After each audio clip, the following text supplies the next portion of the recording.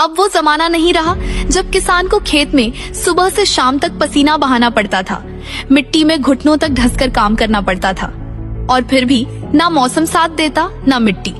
जरा सी बारिश हुई नहीं कि खेत में पानी भर गया, फिर मिट्टी में कीड़ा, जड़ में सड़न और मेहनत गई बेकार।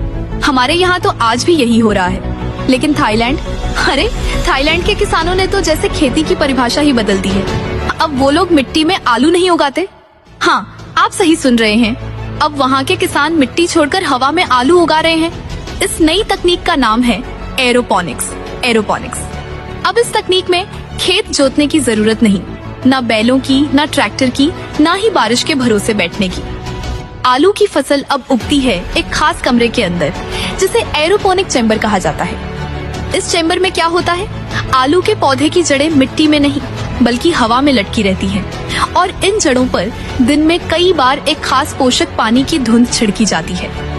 इस पानी में सारे जरूरी पोषक तत्व मिले होते हैं, मतलब ना कोई खाद की जरूरत, ना कीटनाशक की। कोई कीड़ा नहीं, कोई बीमारी नहीं, कोई पानी भरने का डर नहीं। गजब की बात यह है कि इस तकनीक से उगे हुए आलू कभी भी गंदे नहीं होते, एकदम चमकदार, साफ और सुंदर। हर एक आलू देखने में जैसे एक जैसा, ना छोटा, ना बड़ा, ना टेढ़ा मेढ़ा। और आप सोचिए, जहाँ पहले 1 एकड़ जमीन में जितना आलू उगता था, अब उसी साइज के एक कमरे में उससे कहीं ज्यादा आलू पैदा हो रहा है। और सबसे खास बात, इसमें पानी भी बहुत कम लगता है, यानी कम जमीन, कम मेहनत, कम पानी और ज्यादा मुनाफा।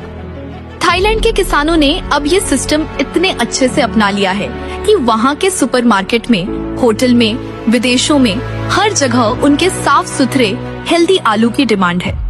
कई किसानों ने अब अपने छोटे फार्म को बड़ा कर लिया है। कुछ ने तो आलू का बिजनेस इतना बढ़ा लिया कि विदेशी कंपनियां आकर पैसा लगाने लगी, क्योंकि सबको समझ आ गया कि ये तकनीक है भविष्य की खेती। मजे की बात और सुनिए, जब आलू उगता है तो ऊपर की जो पत्तियां और टहनी बचती हैं, उसे फेंका नहीं जाता।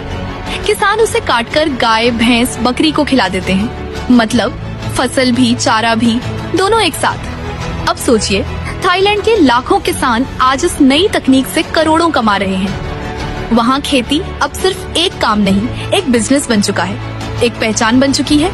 और हम आज भी खेत की मिट्टी खोद रहे हैं। बारिश आई तो तबाही, धूप ज्यादा हुई तो सूखा, कीड़ा लगा तो बर्बादी, फिर भी वही पुरानी सोच, वही पुरानी पद्धति। अगर हम थाईलैंड जैसे देशों से कुछ सीखें, थोड़ा सोच बदलें, थोड़ा विज्ञान अपनाएं, तो क्या हम भी नहीं कर सकते ऐसे आलू की खेती? सोचिए, अगर हम भी अपने गांव में, शहर में, छत पर